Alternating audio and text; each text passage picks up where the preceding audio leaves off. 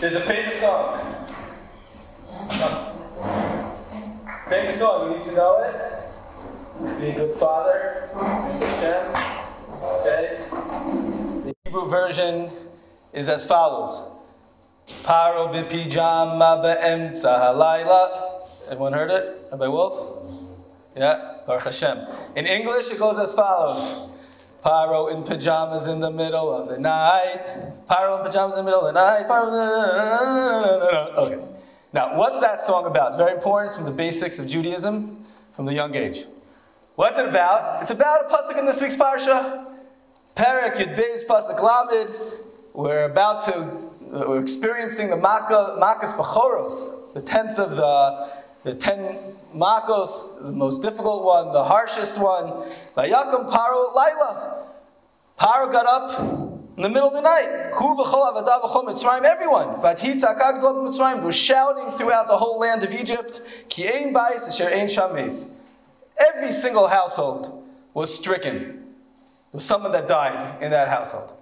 And Rashi says, what does it mean? Vayakam Paro Laila. He got up in the night. Rashi says, what does it mean he got up? Mimitato. He was in his bed. He was sleeping. Okay, so now let's take a step back for a second and try to appreciate what's going on over here. There were 9 plagues already that were pretty bad, right? They got hit pretty badly, Egypt. And Paro gets warned that a 10th plague is going to come, which is going to be worse than them all. And he still had the ability, appreciate this, he still had the ability to put on his pajamas and go into bed. Meaning like as if nothing was going on. I'm just going for a shluff now. And then all of a sudden there was a lot of screaming and everything was in chaos and he got up. Can you believe that? He knew what was coming. He knew how bad it was. He knew this meant business and he was able to go to sleep. That's pretty rough. Even some of us good schluffers would still have a hard time to go to sleep. And, a little nervous, a little angst, something. Peek out of the curtain, see if it's really true. Something. He just went to sleep. It's unbelievable. How was he able to do that? Now, we see this midah of Paro already a couple times throughout the parashos. For example, in last week's parsha, when it came to the Mak of Dam, in Perek Zayin, Pasuk of Gimel, it says, Vayifein Paro turned, Vayavo so he came back home, V'lo shas libo gam lezos, and he didn't pay attention. Lo shas libo, he didn't pay attention to the Makkah of Dam that was there. And then later, in the Mak of Barad, in Perek Tes, Pasuk Yud Tes, there's a warning. Va'ata shlacha eis es miknacha, ve'eis kol asher lecha basadeh, kol adam ba'beimat asher yimsa basadeh.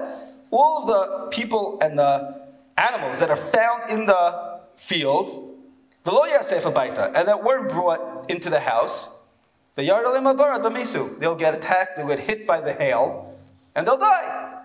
So anyone with a half a brain would say, well, then let me bring my cattle into the barn. Let me bring them inside. They told us. There are already 6 plagues. Moshe Rabbeinu was right every single time.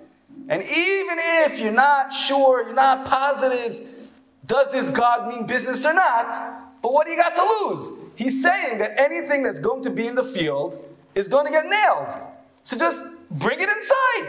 Again, you don't lose anything. And what happens? The pasuk says,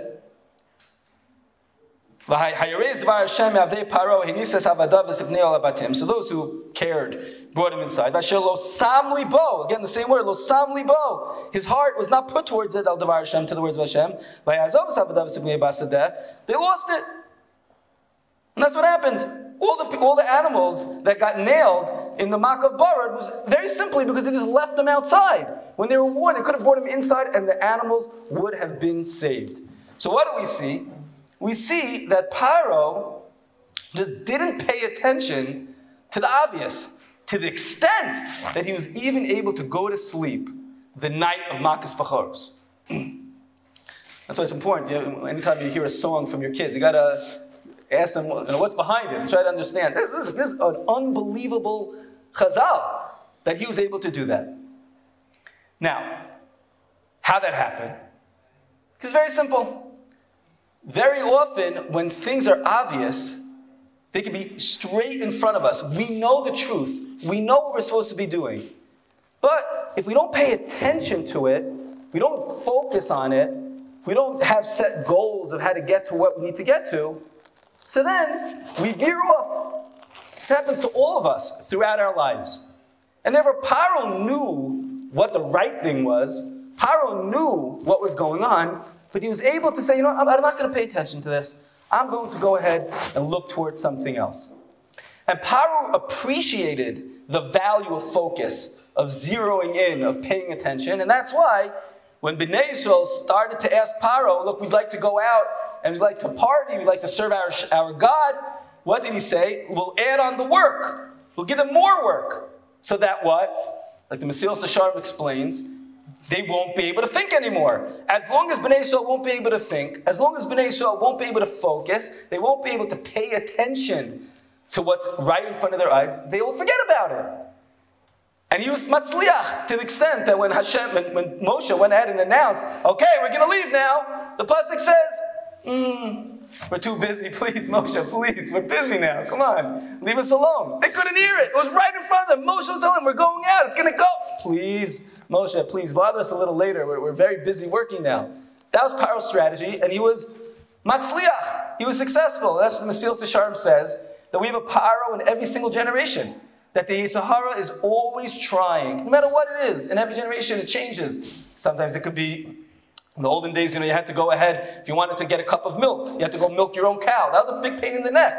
Okay, so now we don't have that distraction, right? But we have other distractions. But in every generation, there's something that totally clouds our ability to focus. There's a lot of noise. We know what the obvious is, but it's so busy, we're so involved in things that we can't just stop to be able to focus. And Paro, even though he knew that that was the strategy to be matzliach, to be successful in life, and that's why he made sure the Jews wouldn't have it, he himself couldn't do it. And he was even to the extent able to go to sleep the night of Makas Bechoros. There was one person, though, that we see in the Chumash, that was able to focus. The pasuk says, in the beginning of Parshas Yisro, Vayishma Yisro. Yisro heard, and he came to convert to Judaism. What did he hear? Different opinions. Either he heard Man Torah, or he heard the miracle of Kriyas Yamsuf. He's like, whoa, this is amazing. I want in. Okay, now, we would have thought Kriyas Yamsuf happened to the whole, everyone saw it in the whole world. Chazal say that people's bathtubs split into, so everyone knew about Kriyas Yamsuf. But, excuse me, we don't hear that thousands and millions of people just came to convert to Judaism. We hear about one guy named Yisro. What's the deal? Why, if it happened to everyone, and everyone saw what happened, everyone saw the incredible miracles of Hashem, why was it only Yisro that actually came to join the team? And the answer is because by Yishma Yisro, Yisro was able to hear. What does it mean to hear? What does shema mean? Okay, so I heard this idea a few years ago, and then someone showed it to me that it's in the back of Rev Aryeh Kaplan's meditation book. Okay, he says as follows. He says, when there's a lot of noise, static, right? White noise, as they call it. I know someone that, they have these noise machines. Some people only can go to sleep if they have a noise machine. They put the noise machine and their kids can't go to sleep if it's too quiet, so they put the noise machine, white noise they call it. So what does the white noise sound like? Static. Sounds like shh. That's what it sounds like. Okay. The opposite of that noise is right? Okay. Okay. Sh is the letter shin. Is a more straight sound. That's the letter mem. When you have a shin, a noise, a static, it's busy, can't really make sense of what's going on, and then you move to a mem, what do you have? So you have a lot of things. So for example, there are a lot of people in this room right now. If I would go ahead and say, Evan, so what did I do? I gave him a name, sheim. Sheim is a name. Because why? Because there are a lot of people, but I focused in, I zeroed in to one specific person. I gave clarity, confusion, clarity. I went from a shin to a mem, and therefore it has the name sheim. Or, let's say, I don't know where to go. What should I do? What are the directions? I'm confused. I'm lost. Sham, go over there. Sham, there, I point. There's multiple possibilities, but shin mem, I take a go from the shin to the mem, very, very specific place, I point it in a certain direction. And obviously, that's what the word shema means. What does shema mean? To listen. What am I doing when I'm listening? It doesn't mean that something went into one ear and it just got there. A proper listening, a shema, is when there's a lot of noise out there, there's a lot of information, maybe lots of stuff on the internet, a lot of different opinions of different things. It's a whole billboard, it's a whole confusion out there. And I listen. What do I listen? It means that I'm able to go ahead and balance all of that confusion and direct it to one thing, to focus it and to really internalize a message. Not to get tons of information. That's not called listening. That's not called shema. Okay, you absorbed information, but to shema means that I totally am able to zero in on a lot of information, focus that information, and bring it to a certain point. That's why Rav Hirsch says that the Hebrew word for an ear is the ozen. The ozen is the same root as the word moznayim. Moznayim is a scale. It's a weights. That those old-fashioned scales that have one side. It's a balancing scale.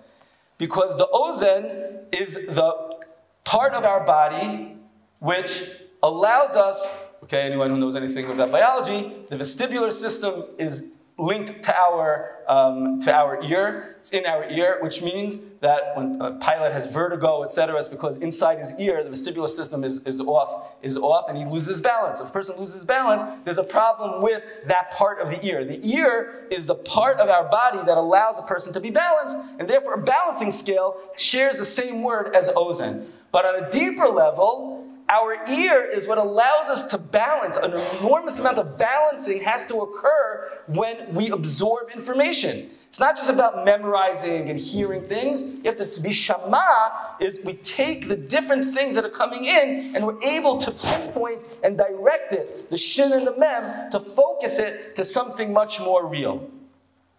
Now this is something that we all struggle with and we will continue struggling with forever. The question is, how good can we get at dealing with it? There's a lot of noise out there, tons of noise. Philosophical noise, informational noise, everything.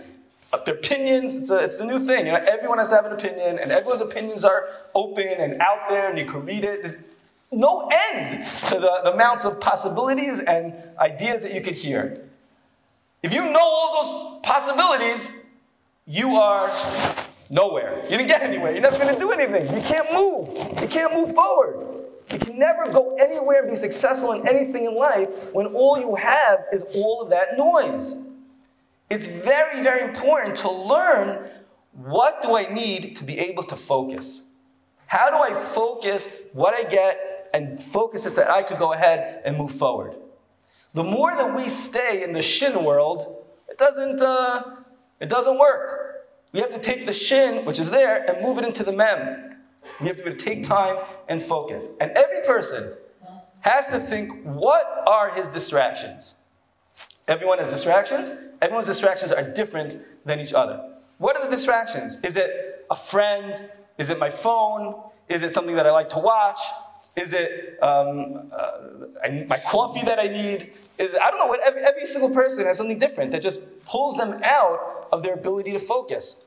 And we have to try to start exercising ourselves and our minds to try to figure out I'm going to have a focus time. So you could start, every person could make a list of a couple things that distract them, okay? And then you say, okay, I'm going to take a 10-minute point of just focusing. Just focusing. And the next day, it could be 12 minutes, and then 15 minutes. We can build it up. And whatever that distraction is, no matter what, if someone's going to come over to me and talk to me, I can't talk to you. If someone in my phone, that's it, I give away my phone. If it's something that, whatever it is that's distracting, we just go ahead and we focus. We just learn how to focus on things. And when we see a lot of information and we don't know what to do with that information, we sit down with someone and say, what am I supposed to do? How do I absorb this in a proper way so that I could move forward out of it? I don't get stuck in all those possibilities and all that information. And Be'ezus Hashem, we will be zocheh, that just like Yisro, Vayishma Yisro, he heard it. He was able to see what's there, and he was able to see the emes. He was able to see what's true, and he's able to take them forward, to have to join the Klal Yisrael. to have a son-in-law like Moshe Rabbeinu. He struck gold, right? He's able to go ahead and do it and be successful. He won't end up when the world's falling apart in his pajamas in the middle of the night, just chilling. That's not what we want. We want to be able to shasli, we want to be able to put our lave towards what we want it to be towards, to be able to block out all that noise, to be able to focus in, and then Be'ezrat Hashem we'll see that we're going to be so much more successful in everything in our life. We'll be less anxious, we'll be able to balance things properly, we'll be able to weigh things out, decisions and movements that we have, everything, our advancements in life will all be in a healthy way. As long as we're able to acquire this incredible tool, very powerful and important tool called focusing. The bracha to all of us is that we're able to focus and anything that distracts us to push out and will allow us to push forward, and we can enjoy the success that we all deserve.